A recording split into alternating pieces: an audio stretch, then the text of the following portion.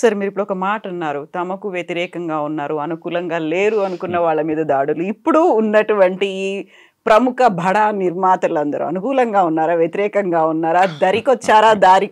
ఎలా లేదు అనిపించింది లేదు సార్? దారిలోనే ఉన్నారు వాళ్ళు. హ్మ్. దారికి వచ్చేసారు. ప్రభుత్వాలకు వ్యతిరేకంగా వెళ్ళే ఐడియాలతో ఎవరూ లేరు. హ్మ్.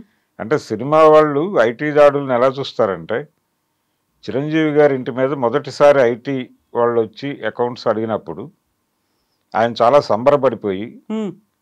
వాళ్ళకి తన చార్టర్డ్ అకౌంటెంట్ని అప్పచెప్పేసి అక్కడి నుంచి తను బయటకు వచ్చేసి హ్మ్.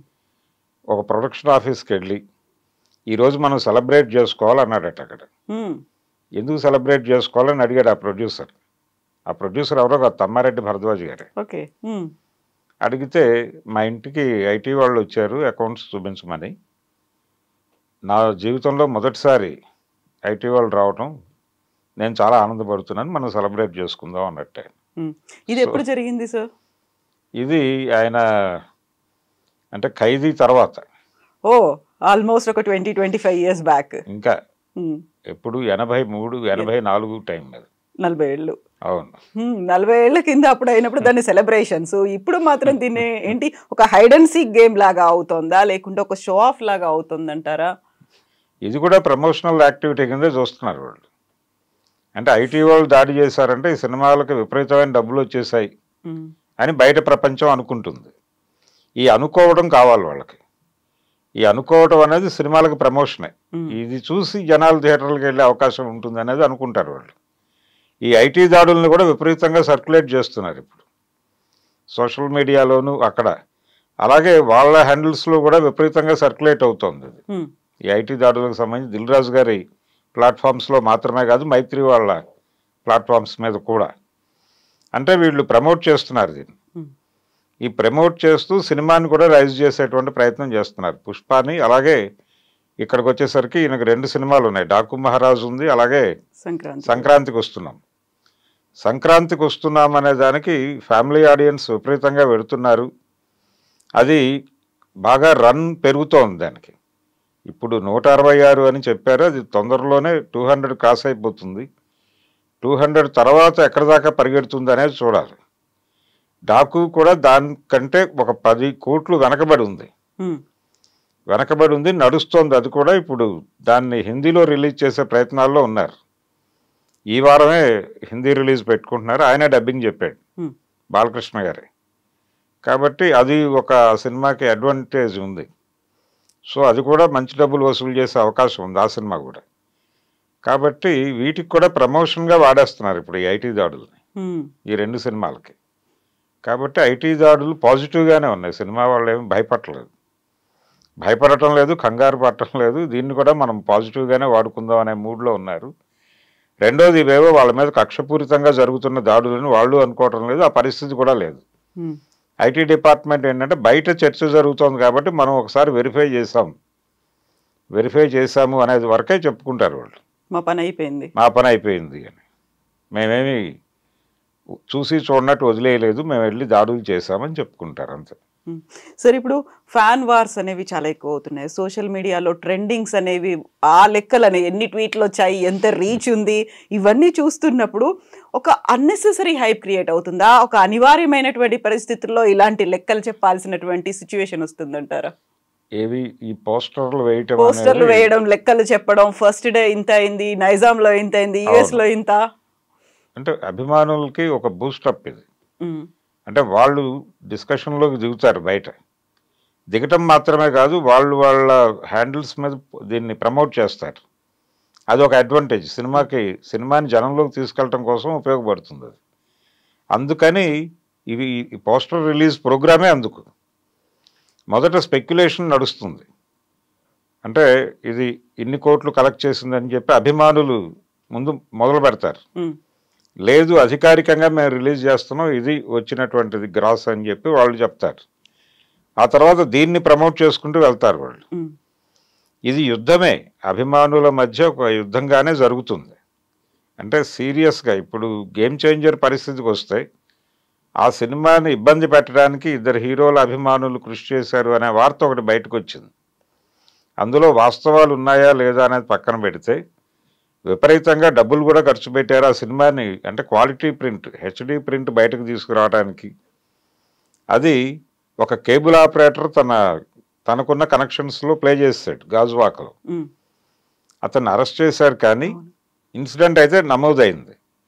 తర్వాత బస్సుల్లో ప్లే చేశారు ఆ సినిమాని సంక్రాంతికి 11వ తారీఖే.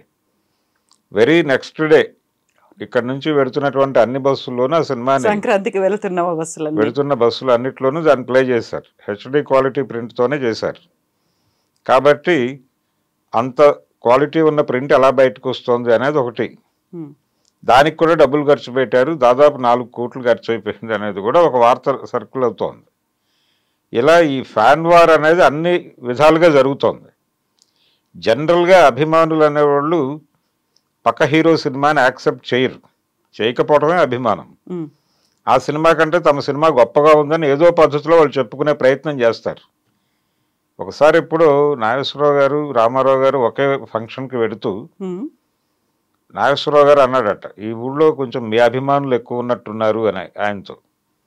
ఎలా చెప్పగలరు అని అడిగితే, దాదాపుగా నా పోస్టర్లు అన్నిటి మీద ప్యాడ్ ఉందన్నాడట. గ్రాండ్ వెల్కమ్ ఎవరికి చెప్తున్నారు అనేది అర్థమవుతుంది అంత. అందుకని మీ అభిమానులు ఎక్కువ ఉన్నట్టున్నారు ఈ ఊళ్ళో అని అన్నాడట ఆయన. అంటే వీళ్ళు పాజిటివ్గానే ఉన్నారు. బయట ఆ యుద్ధం జరుగుతోంది. ఆ యుద్ధం జరగాలని కూడా కోరుకుంటారు వీళ్ళు. ఆ యుద్ధం జరిగితేనే తమ ఉనికి ఉన్నట్టుగా. అంటే అభిమానుల ద్వారా హీరోలు మాట్లాడతారు ఒక రకంగా. తమ వాయిస్ని అభిమానుల ద్వారా వినిపిస్తారు వాళ్ళు. వినిపించి దాన్ని కంట్రోల్ చేస్తారు తర్వాత, అది వేరే గొడవ. అందుకని అభిమానులు, హీరోలు వీళ్ళిద్దరూ కలిసి ట్రావెల్ అయ్యేటువంటి వ్యవహారం. వాళ్ళ ఇమేజ్ని బూస్ట్ చేయడానికి అభిమానులే ఉంటారు. అభిమానుల బాధ్యత అది.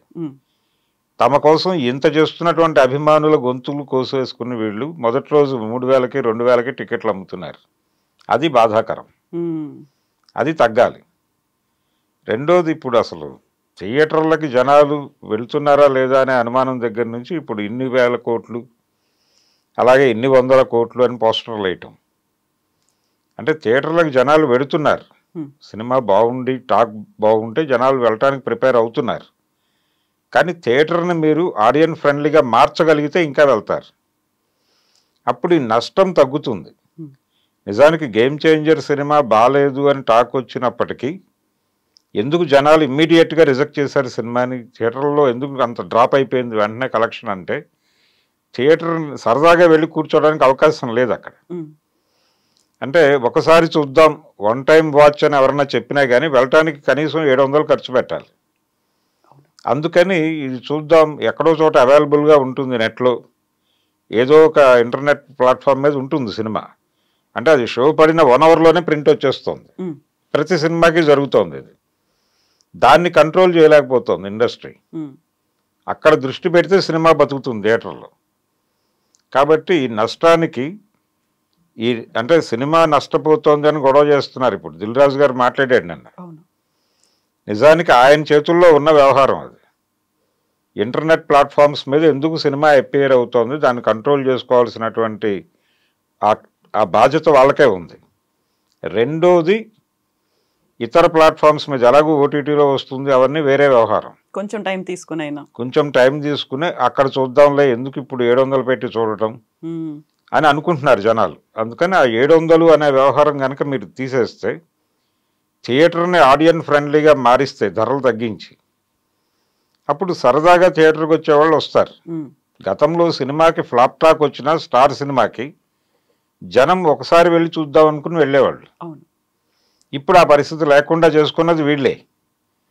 అందుకని చిరంజీవి గారు బాధపడ్డా, లేకపోతే దిల్ రాజు గారు బాధపడ్డా, వీళ్ళు చేయవలసిన పని ఏంటంటే, ముందు థియేటర్ని ఆడియన్స్ ఫ్రెండ్లీగా మార్చండి, జనాలు సరదాగా థియేటర్కి వచ్చే వాతావరణం కల్పించండి. రెండోది, అది ఇంటర్నెట్ ప్లాట్ఫామ్స్లో కనిపించకుండా చూడండి. ఇది గనక చేయగలిగితే థియేటర్లకు జనాలు వస్తారు, మీ సినిమా ఎలా ఉన్నా చూస్తారు. అప్పుడు లెక్కలు ఇవన్నీ షో ఆఫ్ చేసుకోవాల్సిన అవసరం లేదు, ఈ హడావిడి అక్కర్లేదు. ఆర్గానిక్గానే మీ సినిమాకి డబ్బులు వస్తాయి. ఆ మార్గాలు చూసుకోకుండా అనవసరమైనటువంటి హైపులకి వెళ్ళి గందరగోళాలు క్రియేట్ చేస్తుంది వాళ్ళే. సరే, ఇన్ని రకాల జిమ్మికులు కావచ్చు, ఇన్ని లెక్కలు ఇవన్నీ చెప్తున్నప్పుడు మధ్యలో కనిపించేది వినిపించేది ఫిల్మ్ రివ్యూస్ అనేది. నిజంగా ఆ ఫిల్మ్ రివ్యూస్ ప్రభావం ఉంటుందంటారా? ఈ లెక్కల గురించి కూడా రివ్యూస్ అనేది వస్తూ ఉంటాయి. అసలు జనాలు వాటిని పట్టించుకోవట్లేదా? ప్రభావం అనేది ఏముండదా? డెఫినెట్గా అంటే రివ్యూస్ ప్రభావం మాత్రమే కాదండి, ఇండివిజువల్ రివ్యూస్ ప్రభావం బాగా ఉంటుంది. అంటే సినిమా చూసి బయటకు రాకముందే థియేటర్లోనే ప్రతి ప్రేక్షకుడు ఏదో ఒక సోషల్ మీడియా ప్లాట్ఫామ్ మీద మెంబర్ అనే విషయం గుర్తించాలి. వీళ్ళు సినిమా చూస్తూ కిందకి దిగేటప్పుడే వాళ్ళు ఏ ప్లాట్ఫామ్లో అయితే ఉన్నారో, వాళ్ళు ఫేస్బుక్లో ఉన్నారా, ట్విట్టర్లో ఉన్నారా, లేకపోతే ఇన్స్టాలో ఉంటారా, అక్కడ వాళ్ళు ఒపీనియన్ పెట్టేస్తున్నారు. నేను ఈ సినిమా చూశాను, దరిద్రంగా ఉంది అని ఒక వాక్యం పెట్టి కొట్టేస్తే అది సర్క్యులేట్ అయిపోతుంది. అక్కడ నుంచి మొదలవుతోంది వీళ్ళ సినిమా దెబ్బతింటం అనేది. దాన్ని ఎవరు కంట్రోల్ చేయలేరు.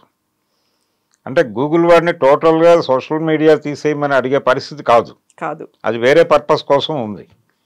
అందుకని అవి తీయించే పరిస్థితి వీళ్ళకి ఎలాగూ లేదు. కాబట్టి ఈ టాక్ ఎలా స్ప్రెడ్ అయినా కానీ జనాలు సరదాగా థియేటర్కి వచ్చే పరిస్థితి చేయాలి. అది చేయగలిగితే సినిమా కొంతవరకు సస్టైన్ అవుతుంది, థియేటర్లు బతుకుతాయి. లేదు థియేటర్లను చంపేద్దామనే ఉద్దేశం ఉంటే చేయగలిగింది ఏమీ లేదు.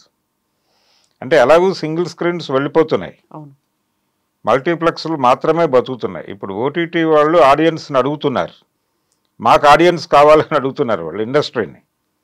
అందుకని సింగిల్ స్క్రీన్ చంపేసి తక్కువ ధరలో సినిమాలు చూసే వాళ్ళందరినీ ఓటీటీలకు వీళ్ళే వాంటెడ్గా గెంటేస్తున్నారు. అదొక కాన్స్పిరసీ జరుగుతుంది ఇండస్ట్రీలో. దాని మీద కూడా దృష్టి పెట్టాల్సినటువంటి అవసరం ఉంది. అంటే ఆడియన్స్ ఆర్గనైజ్డ్గా లేరు అనేటువంటిది ఒకటే వాళ్ళ బలం. ఆడియన్స్ ఆర్గనైజ్ అయిపోయి ఒక సంఘంగా ఏర్పడి మేము ఈ సినిమాని థియేటర్లో చూడము అంటే ఏమిటి పరిస్థితి వీళ్ళది? అంటే 4 వారాల్లో ఎలాగో అది ఓటీటీలో వస్తుంది, ఓటీటీలో వచ్చినప్పుడు చూద్దాం. అంటే ఫ్లాప్ సినిమాకి 4 వారాలు, హిట్ సినిమాకి 10 వారాలు అని ఏదో లెక్క చెప్పారు దిల్ రాజు గారే. ఆడియన్స్ ఆర్గనైజ్ అయిపోయి సినిమా ఫ్లాప్ చేస్తే 4 వారాల్లోనే వచ్చేస్తుంది కదా అనుకుంటే ఏంటి పరిస్థితి వాళ్ళది? అందుకని ఆడియన్స్ ఆర్గనైజ్డ్గా లేరు కాబట్టి మనం ఏం చేసినా చెల్లుతుంది అనుకుని చేస్తున్నారు అంతే. ఇదైతే ఒక కాన్స్పిరసీ నడుస్తోంది, సింగిల్ స్క్రీన్స్ని చంపేసి వీళ్ళందరినీ ఓటీటీలకు పంపించేయాలి అనేది జరుగుతోంది. దీని నుంచి జనాల్ని కాపాడటానికి ప్రభుత్వాలు కూడా చొరవ తీసుకుని కమ్యూనిటీ థియేటర్స్ ఏర్పాటు చేయాలి. ఇప్పుడు వీళ్ళు బలహీన వర్గాలకి ఇళ్ళు కట్టిస్తున్నారు. ఈ ఇళ్ళు కట్టిస్తున్నటువంటి ఏరియాల్లో ఒక కమ్యూనిటీ థియేటర్ కనుక ఏర్పాటు చేయగలిగితే, ఒక చిన్న కమ్యూనిటీ థియేటర్ ఏర్పాటు చేసి 50 రూపాయల టికెట్కి 50 రూపాయలే టికెట్టు, లోపల 10 రూపాయలకే పాప్కార్న్ అంటే జనం వస్తారు, వాళ్ళందరూ థియేటర్కి వెళ్ళే చూస్తారు. అప్పుడు వీళ్ళకి మళ్ళీ థియేటర్లు కళకళలు అవి కనిపిస్తాయి. అందుకు ప్రభుత్వాలు కూడా చొరవ చేయాలి. ఇప్పుడు 2 తెలుగు రాష్ట్రాల ప్రభుత్వాలు కూడా వాళ్ళు ఎన్టీఆర్ నగర్ అనే పేరుతో చేస్తున్నారు, వీళ్ళు ఇక్కడ ఇందిరమ్మ ఇళ్ళు అంటున్నారు. ఇక్కడ కమ్యూనిటీ థియేటర్లను ఏర్పాటు చేయగలిగితే కొంతవరకు సినిమాలు బతికే అవకాశం ఉంది, థియేటర్లు బతికే అవకాశం ఉంది. సినిమా అనేది ఎలాగూ బతుకుతుంది ఏదో ప్లాట్ఫామ్ మీద. కానీ ఇప్పుడు ప్రధానమైన ప్రశ్న అంటే థియేటర్ ఉంటుందా లేదా అనేది. థియేటర్కి వెళ్ళి చూడాలి అనేటువంటి ఆడియన్ ఇప్పుడు ఈ థియేటర్లలో సినిమాలు దెబ్బతినటం వలన జరిగే ప్రమాదం ఏంటంటే వీళ్ళు ఏం చేస్తున్నారు, థియేటర్ ఎక్స్పీరియన్స్ ఇప్పుడు ఈ సినిమాలు ఇంటర్నెట్ ప్లాట్ఫామ్ మీద అవైలబుల్గా ఉంటున్నాయి, ఫోన్లోకి వచ్చేస్తున్నాయి. ఫోన్లో చూస్తే కుదరదు, ఈ సినిమా థియేటర్లోనే చూడాలి అనిపించేలాంటి సినిమాలు తీయాలి అనే ఎండ్కి వెళ్ళిపోతున్నారు మేకర్స్. వెళ్ళిపోవడం వలన ఏం జరుగుతుందంటే వాళ్ళు రకరకాల విచిత్రమైన కథలు తయారు చేస్తున్నారు, విన్యాసాలు చేయాల్సి వస్తుంది, చాలా విన్యాసాలు చేస్తున్నారు. ఈ గందరగోళం అంతా పోతుంది. అప్పుడు మీరు వ్యవహారాన్ని ఆర్గానిక్గా మార్చగలిగితే వీళ్ళు ఈ విన్యాసాలు చేసే ప్రమాదం నుంచి డైరెక్టర్లు బయటపడతారు. లోకల్ అంశాన్ని గ్లోబల్ లెవెల్లో చెప్పడం అనే దాని మీద కాన్సన్ట్రేషన్ పెరుగుతుంది, అది జరగాలి. కాబట్టి ఇండస్ట్రీ ప్రభుత్వాలు కలిసి కూర్చుని ఒక డిజైన్ చేయాల్సినటువంటి అవసరం అయితే ఉంది. అంటే పర్టికులర్గా థియేటర్ని ఆడియన్స్ ఫ్రెండ్లీగా మార్చటము, అలాగే ఇంటర్నెట్ ప్లాట్ఫామ్స్లో ఎందుకు అవైలబుల్గా వచ్చేస్తుంది. మొన్న మధ్య ఛాలెంజ్ చేశారు వాళ్ళు, ఐబొమ్మ ఓపెన్గానే ఒక స్టేట్మెంట్ ఇచ్చారు వాళ్ళు, మేము ఏ సినిమా అయినా పెడతాం, మీరు ఏం చేసుకుంటారో చేసుకోండి అని. అసలు వాళ్ళకి సోర్స్ ఎక్కడి నుంచి వెళ్తోంది అనేది వీళ్ళు చెక్ చేసుకుని అక్కడ గనక క్లోజ్ చేయగలిగితే కొంతవరకు ఆగుతుంది. వాళ్ళ టీంలోనే ఇలా అందించే వాళ్ళు ఎవరైనా ఉన్నారా అని. లేదు, లీకేజ్ అక్కడి నుంచే ఉంది, అతనికి తెలుసు. ఆమె అందుకనే కాన్ఫిడెంట్గా మాట అంది. దానికి కూడా డబ్బులు చేతులు మారుతూ ఉండవచ్చు. అది కూడా ఒక సోర్స్ ఆఫ్ ఇన్కమ్గా వాళ్ళు చూస్తూ ఉండొచ్చు. అందుకని ఇవన్నీ చెక్ చేసుకోగలిగితే సినిమా కొంతవరకు బతికేటువంటి అవకాశం ఉంది, థియేటర్ బతికే అవకాశం ఉంది. థియేటర్ని బతికించాలి అనే పేరుతో మీరు విన్యాసాలు చేయకుండా ఇలాంటి ప్రయత్నాలు చేయాల్సినటువంటి అవసరం అయితే ఉంది. సార్, ఇప్పుడు end of the day after సోదాలు వచ్చేటువంటి మెసేజ్ ఏముంటుంది ఫ్రమ్ బోత్ సైడ్స్? ఏమీ ఉండదా? ఏమీ ఉండదండి, ఏమీ ఉండదు. వాళ్ళేం మాట్లాడరు. మేము చూసాం, వెరిఫై చేసాం, వెళ్ళిపోయామని చెప్తారు. వీళ్ళు కూడా మేము ఆల్రెడీ అన్ని అకౌంట్స్ వాళ్ళకి చూపించేస్తాం, మేము ట్రాన్స్పరెంట్గానే ఉన్నామని చెప్తారు, అయిపోతుంది. దీని తర్వాత ఏంటి అనేది మనకు తెలియదు. ఇప్పుడు ఇండస్ట్రీకి సంబంధించి డ్రగ్స్ వ్యవహారంలో కూడా దాడులు జరుగుతూ ఉంటాయి అప్పుడప్పుడు. చాలామంది అరెస్ట్ అవుతూ ఉంటారు, వెళ్తారు, ఇంటికి వెళ్తారు, సోదాలు చేస్తారు, వీళ్ళ దగ్గర డ్రగ్స్ దొరికినాయి అంటారు, హడావిడి జరుగుతుంది ఆ రోజే. ఆ తర్వాత ఆ కేసులు ఏమైపోయినాయి అనేది తెలియదు, క్లారిటీలు ఉండవు. ఎప్పుడూ అంటే పూరి జగన్నాథ్ వీళ్ళు వెళ్ళిన తర్వాత దాని మీద కేసు కొట్టేశామని చెప్పారు ఒకసారి. అలాంటి ప్రత్యేకమైన సందర్భాల్లో తప్ప విడివిడిగా ఒక ప్రొడ్యూసర్ మీద దాడి జరిగింది, ఆ కేసు ఏమైపోయిందో ఇప్పటివరకు తెలియదు డ్రగ్స్కి సంబంధించి. కాబట్టి ఇవేవి బయటికి రావు ఫర్దర్గా, అవి అలా ముగిసిపోతాయి. అవి అంటే మేనేజ్ చేసుకుంటూ వెళ్ళిపోతారు. మేము మేనేజ్ చేసామనే విషయం వాళ్ళు చెప్పరు, వీళ్ళు చెప్పరు. అందుకని ఇది ఈరోజు మాత్రమే హడావిడి, just part of the game అంతే. అందుకని ప్రమోషన్గా వాడుకుంటున్నారు వీళ్ళు, ఈ దాడులను కూడా ప్రమోషన్గా వాడేసుకుంటున్నారు. ఒక రికార్డ్ అది కూడా అంతే. Yes sir, thank you so much sir. Thank you sir.